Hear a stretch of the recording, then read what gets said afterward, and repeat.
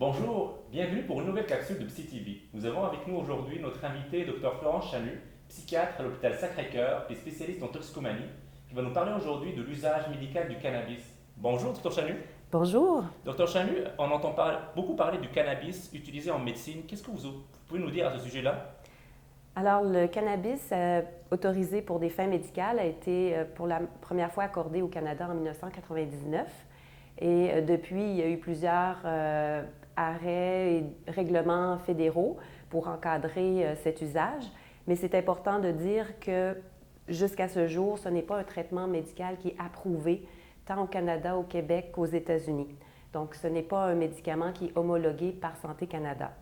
Par contre, le Collège des médecins du Québec autorise un médecin à le prescrire pour des fins médicales dans le cadre d'un projet de recherche. Donc, le patient doit avoir signé un formulaire de consentement et le suivi doit être systématique pour bien regarder les effets bénéfiques et néfastes potentiels de ce traitement. Puis, quelles sont les indications du cannabis en usage médical? Les indications les plus utilisées, où les évidences sont peut-être un petit peu plus fortes pour le moment, c'est les nausées et vomissements graves dans le cadre d'une chimiothérapie pour le cancer, la perte d'appétit, la perte de poids importante dans le VIH-Sida, des douleurs chroniques et des spasmes musculaires, soit dans des maladies cancéreuses ou dans des maladies neuropathiques, telles la sclérose en plaques. Dans les cas aussi de dépression ou d'insomnie réfractaire à d'autres traitements, dans le décours d'une maladie chronique et de soins de fin de vie, là, soins palliatifs, soins de fin de vie. Puis, on sait, Dr Chanu, qu'il y a plusieurs types de cannabis. Quels sont ceux qui sont utilisés en santé actuellement?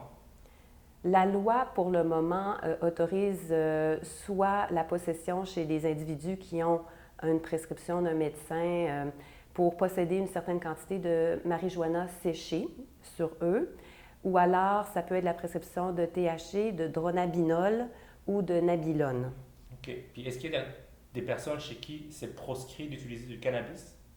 Oui, certainement. Alors, les personnes en bas de l'âge de 25 ans, les femmes qui sont enceintes, qui allaitent ou qui prévoient devenir enceintes, les hommes qui veulent fonder une famille aussi, parce que ça peut atteindre la qualité du sperme, des personnes qui ont des antécédents personnels ou familiaux de maladies mentales graves, comme la dépression, la maladie bipolaire, la psychose, la schizophrénie.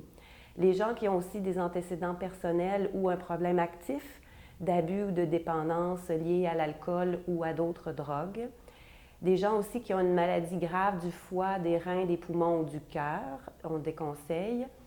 Et puis, des personnes qui peuvent être allergiques à n'importe quelle substance contenue dans le cannabis. Si on comprend bien, c'est pas si anodin l'utilisation du cannabis en santé.